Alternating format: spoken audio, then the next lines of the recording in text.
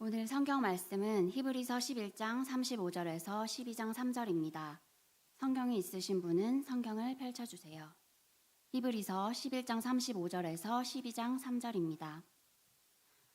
여자들은 자기의 죽은 자들을 부활로 받아들이기도 하며 또 어떤 이들은 더 좋은 부활을 얻고자 하여 심한 고문을 받되 구차히 풀려나기를 원하지 아니하였으며 또 어떤 이들은 조롱과 채찍질 뿐 아니라 결박과 옥에 갇히는 시련도 받았으며 돌로 치는 것과 톱으로 켜는 것과 시험과 칼로 죽임을 당하고 양과 염소의 가죽을 입고 유리하여 궁핍과 환난과 학대를 받았으니 이런 사람은 세상이 감당하지 못하느니라. 그들이 광야와 산과 동굴과 토굴에 유리하였느니라. 이 사람들은 다 믿음으로 말미암아 증거를 받았으나 약속된 것을 받지 못하였으니 이는 하나님이 우리를 위하여 더 좋은 것을 예비하셨은즉 우리가 아니면 그들로 온전함을 이루지 못하게 하려 하심이라. 이러므로 우리에게 구름같이 둘러싼 허다한 증인들이 있으니 모든 무거운 것과 얼매기 쉬운 죄를 벗어버리고 인내로써 우리 앞에 당한 경주를 하며 믿음의 주요 또 온전하게 하시는 이인 예수를 바라보자. 그는 그 앞에 있는 기쁨을 위하여 십자가를 참으사 부끄러움을 개의치 아니하시더니 하나님 보좌 우편에 앉으셨느니라. 너희가 피곤하여 낙심하지 않기 위하여 죄인들이 이같이 자기에게 거역한 일을 참으신 일을 생각하라. 이것은 하나님의 말씀입니다. 아멘. 감사합니다. 잠시 기도하시겠습니다. 사랑과 정의의 하나님, 오늘 우리는 6월의 기억을 다시 꺼내어 주님 앞에 엎드립니다. 기도하던 예배드리던 그 찬송가를 기억하여 주시고 주님 앞에 다시 새겨 주시옵소서. 오늘 이 시간 우리가 드리는 찬양과 기도, 고백과 침묵 속에서 성령님께서 친히 임재하여 주셔서 다음 세대를 넘어 이어지는 믿음의 감격을 회복하게 하여 주시옵소서. 이 예배 가운데, 이 공동체 가운데 주님의 말씀으로 주님 우리를 뜨겁게 하여 주시옵시고 결심과 변화시켜 주시옵소서. 지금 이곳을 하나님의 전으로 바꾸시는 하나님을 찬양하며 우리의 예배를 받아 주시옵소서. 감사드리며 예수 그리스도의 이름으로 기도드립니다. 아멘. 할렐루야. 할렐루야. 네, 오늘 설교 제목을 같이 한번 보실까요? 주보를 펴주시고요. 함께 한 목소리로 읽었으면 좋겠습니다. 시작. 순교자들의 길 위에서 예수를 바라보다. 아멘. 6.25 전쟁 때의 일입니다. 겨울이었습니다. 산은 숨을 죽였고 바람은 칼날같이 추웠습니다. 한국전쟁의 혼란 속에 한 마을의 유지는 낯선 구인들을 마주했습니다. 그는 그들을 외면하지 않았습니다. 여기가 아니고 이쪽입니다. 그는 길을 안내하기 시작했습니다. 생명을 걸고 숨어야 할 시간을 헌신으로 바꾸었던 것입니다. 그러나 돌아오는 길 다시 마주한 건 총과 적막뿐이었습니다. 이번엔 북쪽 군대였습니다. 그는 눈을 파고 며칠을 그 안에 숨어 있었습니다. 얼어붙은 땅 속에서 숨소리 하나로 살아남아야 했습니다. 그러다 결국 그는 결심했습니다. 이대로는 얼어 죽겠다. 나가자. 그는 하얀 손수건을 흔들며 눈 속을 걸어 나갔습니다. 그리고 기적처럼 그가 마주한 것은 한국 군이었습니다. 그의 이름은 어디 뉴스에 나오지도 않았고 기념비에 새겨지지도 않았지만 그는 누군가의 길이 되었고 누군가에게 생명이 되었습니다. 그는 한국군을 도왔다는 기록이 70년 이후에 국가회의에서 발견이 되었고 2020년이죠.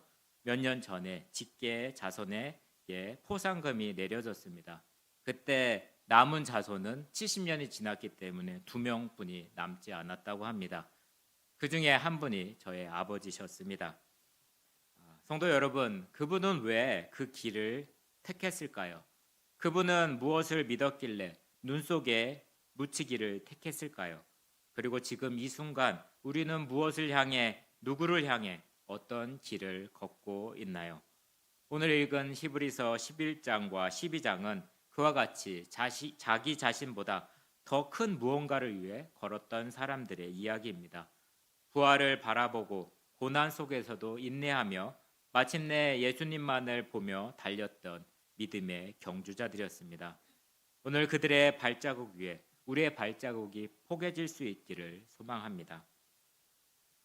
더 좋은 부활을 사모한 믿음으로 우리가 말씀을 볼 텐데요. 그분이 숨겨왔던 눈 속처럼 믿음은 종종 보이지 않는 싸움입니다.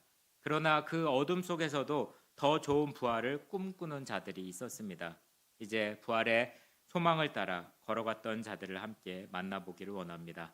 화면에 보시면 함께 읽어보겠습니다. 첫째,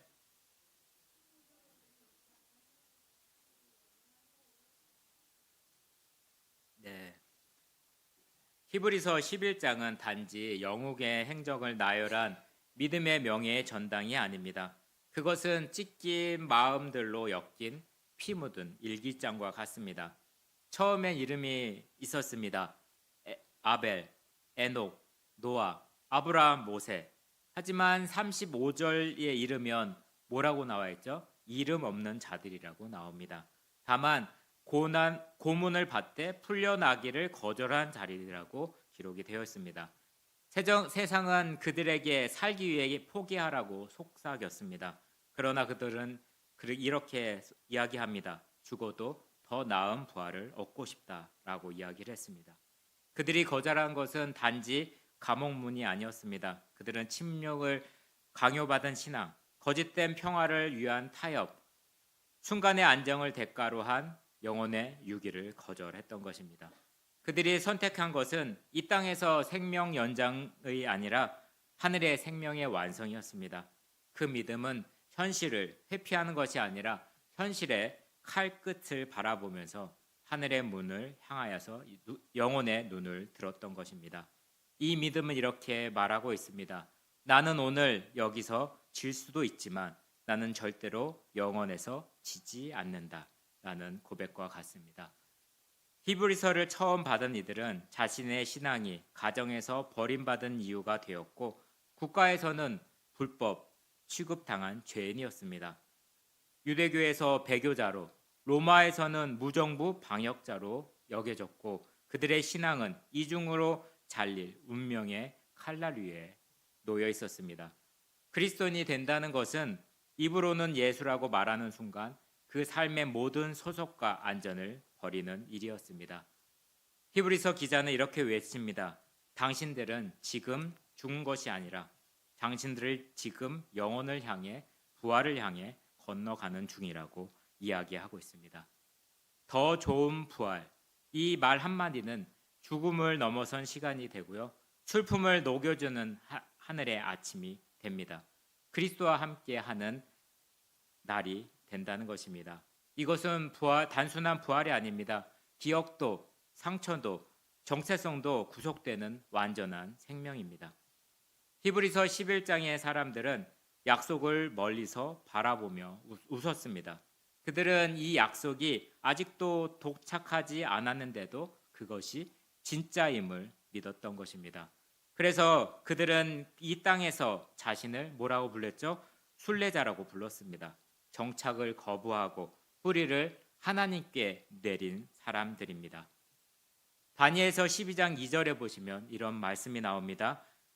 땅의 티끌 속에서 자는 자 중 많은 이가 깨어날 것이다.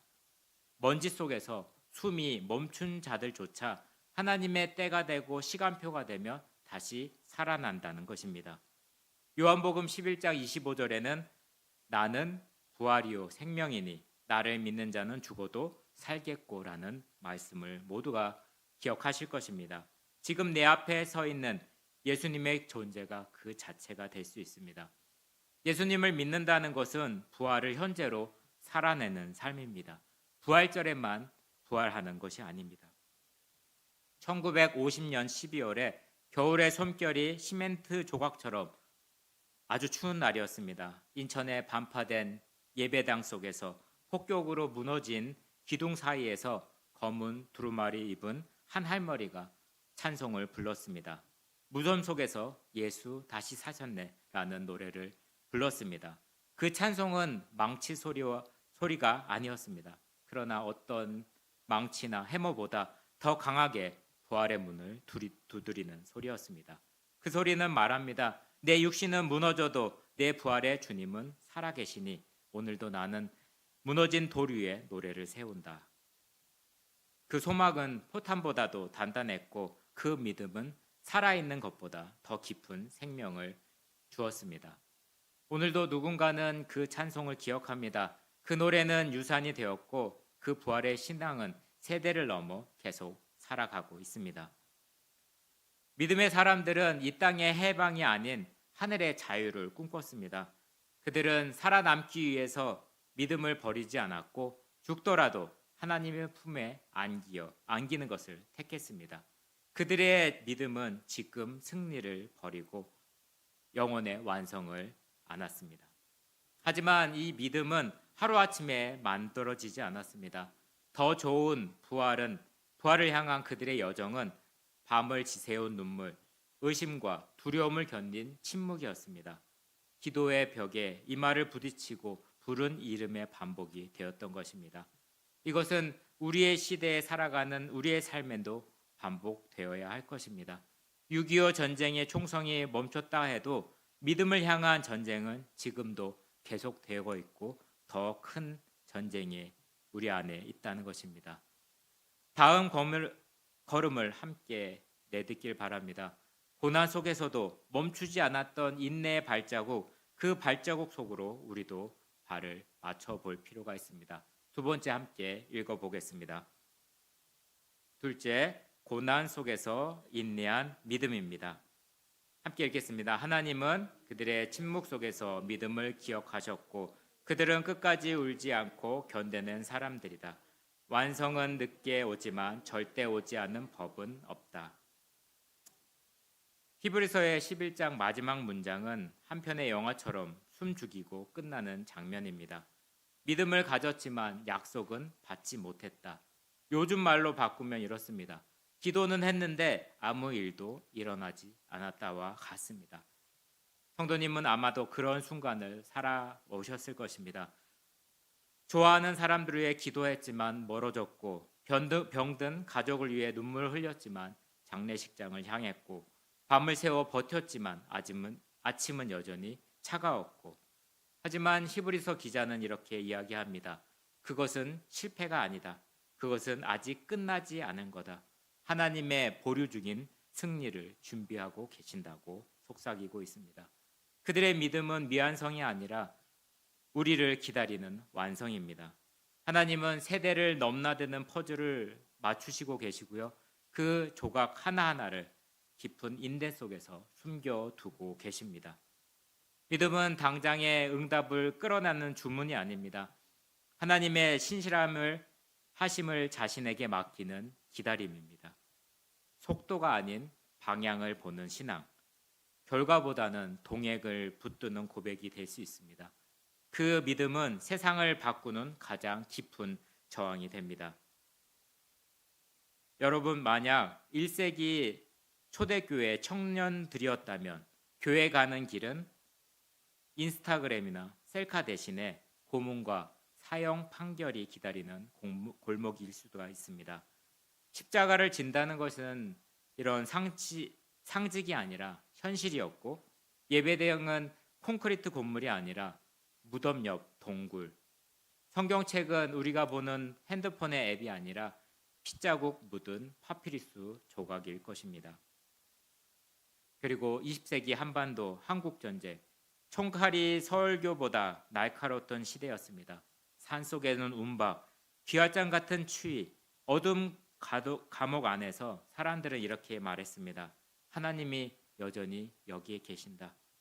보이는 것 하나 없었지만 그분의 약속을 숨긴 채 우리를 믿고 계셨던 시간입니다. 히브리서 11장 40절에 이런 이야기가 나옵니다. 그들만으로 온전함을 이루지 못하리니 라는 말이 나옵니다. 우리는 자주 믿음을 개인적인 업적이라고 착각합니다. 하지만 히브리서 기자는 이렇게 말합니다. 믿음은 내가 이룬 것이 아니라 우리가 함께 완성해 나가는 이야기라는 것입니다. 이 믿음은 세대를 지나며 연결이 되고 지금 버티는 이 순간조차 어디선가 오래전에 기도한 사람의 응답일 수가 있습니다. 교회는 같은 언어를 쓰는 사람이 아닙니다. 같은 약속을 기다리는 사람들의 공동체라는 것입니다. 이 기다림 속에서 우리는 하나님이 빚어가는 구원의 이야기에 조용히 그리고 분명히 연결되어 있습니다. 히브리서 11장 13절에 아브라함의 이야기가 나옵니다. 그는 땅을 받지 못하였지만 별을 바라보며 하나님의 약속을 상상했습니다. 아브라함은 집도 없었고 땅도 없었고 떠돌았지만 내 자손이 별처럼 많을 것이라는 말 한마디로 평생을 견뎌온 사람입니다. 그 믿음이 우리의 DNA로 여전히 새겨져 있습니다. 로마서 5장의 3절 5절을 보시면 환난은 인내를, 인내는 연단을, 연단은 소망을 낳는다는 것이 있습니다. 요즘 세대를 자주 말합니다. 요즘은 뭐든 너무 느려. 그런데 하나님은 이렇게 이야기합니다. 느린 것이 아니라 깊은 거야 라고 우리에게 깨달음을 줍니다. 성령님은 우리의 속도보다 방향을 받고 계십니다. 믿음이란 응답 없는 기도에도 입을 다물지 않는 것, 보이지 않아도 포기하지 않는 것, 사라진 것 같지만 하나님 품 안에 저장된 것이라고 기억하시기 바랍니다. 그 믿음은 지금도 세대를 넘어 흘러 우리의 내일을 준비하는 보이지 않는 강줄기가 될 수 있습니다. 하지만 이 이야기를 중에는 아직 오지 않은 것들이 있습니다. 믿음의 사람들, 순교자들, 전쟁의 교회들이 우리에게 전하고 싶은 한 가지의 메시지는 이겁니다. 우리를 뛰게 한 이유가 따로 있습니다. 그들은 단지 견딘 것이 아니라 누군가를 바라보며 달렸습니다. 그들이 끝까지 붙든 이름, 끝까지 넘어지지 않고 외쳤던 이름, 그들의 마지막 눈빛이 머물렀던 그분이 바로 예수 그리스도입니다. 이제 그 이름을 향해 시선을 돌려야 할 시간입니다.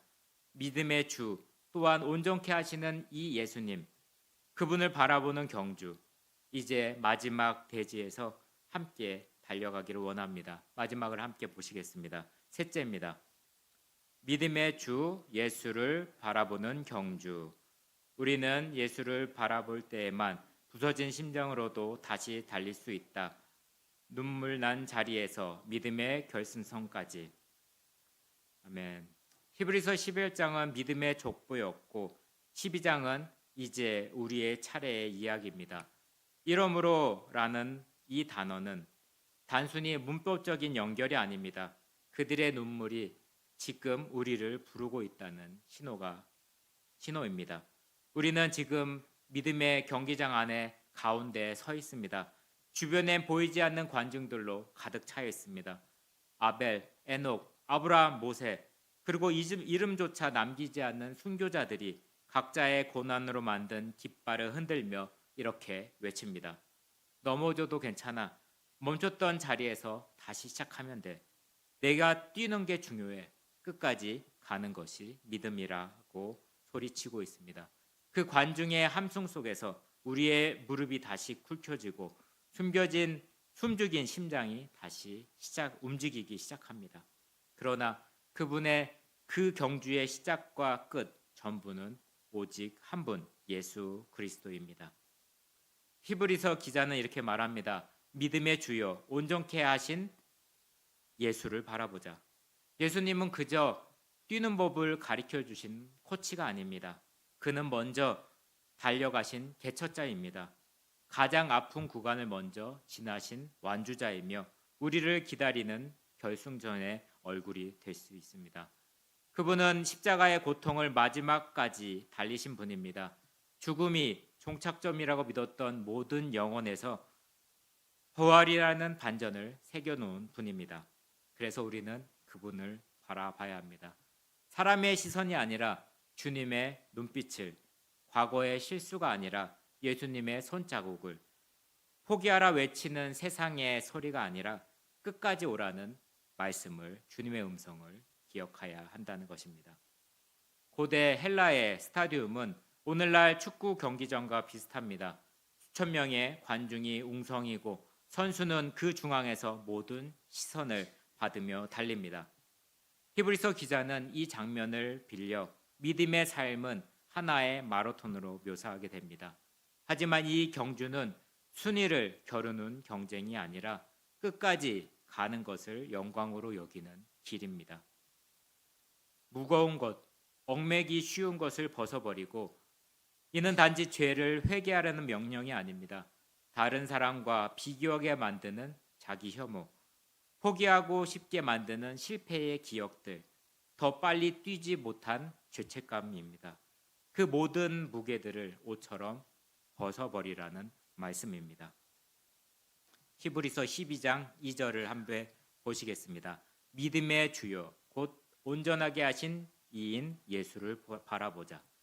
헬라어의 단어로 보면 아르케고스라는 그 뜻은 시작점, 선두자, 개척자의 뜻이 있고요. 텔레오테오스는 완성자, 마무리하는 자의 뜻이 있습니다. 이 두 단어는 예수님께서 우리의 믿음을 열었고 그 끝도 직접 마무리하신다는 것을 증명합니다. 예수님은 믿는다는 것은 단순한 교리에 동의하는 것이 아니라 그가 걸어가신 십자가의 죽음, 부활, 승천의 궤적을 함께 걷는 것입니다. 이사야 53장의 말씀을 한번 보시면 그는 실로 우리의 질고를 지고 우리의 슬픔을 당하였거늘. 예수님은 고난을 피하지 않으셨고 우리의 무너짐 무게 가운데 그것을 짊어지신 분입니다. 우리가 달릴 수 있는 이유는 그분이 먼저 아파하셨기 때문입니다. 빌립보서 2장 5절 11절의 내용은 죽기까지 복종하였으니 곧 십자가에 죽으심이라. 예수님의 경주는 가장 낮은 곳까지 내려간 다음 이 모든 이유에 높아진 여정을 기억하시기 바랍니다. 우리도 그 발자국을 따라갈 때 낮아짐에서 시작하여 승리로 끝나는 믿음의 여정이 우리에게 있습니다. 한 마라톤 선수가 있었습니다. 경기 도중 그는 다리에 부상을 입고 쓰러졌습니다. 그 순간 사람들은 그가 그만둘 거라고 생각을 했습니다. 하지만 그는 일어섰습니다. 쩔뚝이며 기어가듯 결승전을 향해 앞으로 나아갔습니다. 마지막에 기자가 물었습니다. 당신은 어떻게 끝까지 완주할 수 있었습니까? 그는 대답합니다. 저는 앞에 보이지 않았습니다. 저는 구름 같은 관중 속에서 단 한 사람, 엄마의 얼굴만 바라보며 달렸습니다.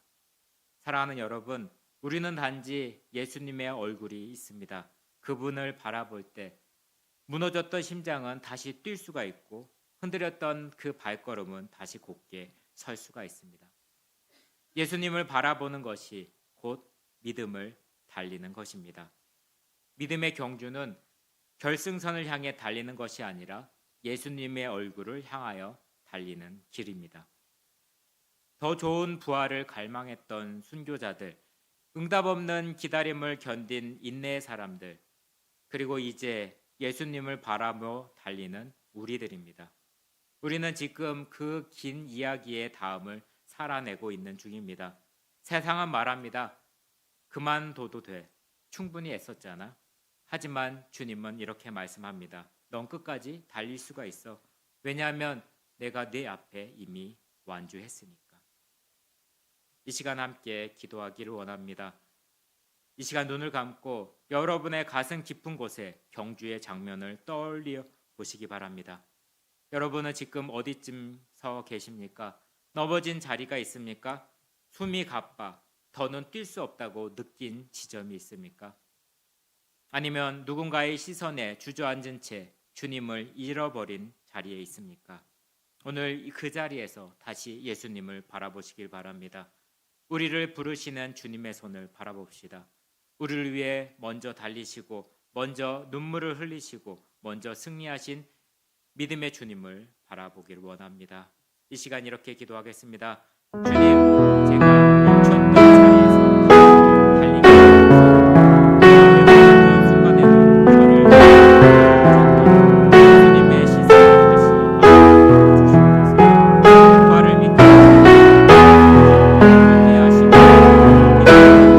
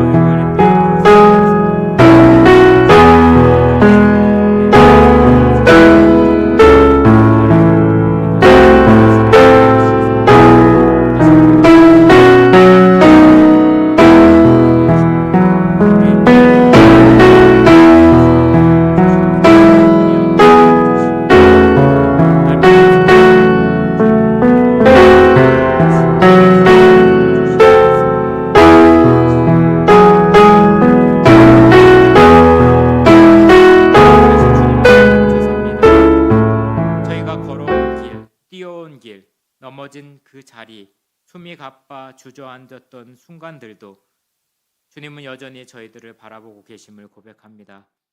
이제 다시 저희 시선을 주님께 올려드립니다. 환경이 아니라, 사람의 평가가 아니라, 실패가 아니라 예수님의 얼굴을 바라보기를 원합니다. 주님, 더 좋은 부활을 사모했던 믿음의 사람들처럼 저희도 이 땅에서 해방보다 하늘의 소망을 더 가까이 품게 하여 주시옵소서. 응답받지 못한 기도 가운데서 낙심보다 인내를 선택하게 하시고 보이지 않는 하나님을 신뢰하며 숨겨진 약속 속에 우리를 살아가게 하여 주시옵소서. 주님, 이제 저도 그 믿음의 경주에 서겠습니다. 무거운 것을 벗어버리고 죄의 끈을 끊어버리고 예수님을 바라보며 달려가겠습니다. 십자가에서 먼저 고난을 다스신 주님, 부활로 먼저 완주하신 주님, 그 주님을 오늘 경기에 참여하겠습니다. 주님, 넘어지면서 다시 일어날 용기를 주시고 눈물 나도 달릴 수 있는 은혜를 주시고 끝까지 달릴 수 있게 해주시고 믿음의 길을 다 달릴 수 있도록 붙들어 주시옵소서. 감사드리며 예수 그리스도의 이름으로 기도드립니다. 아멘. 다 함께 일어나셔서 찬송가 544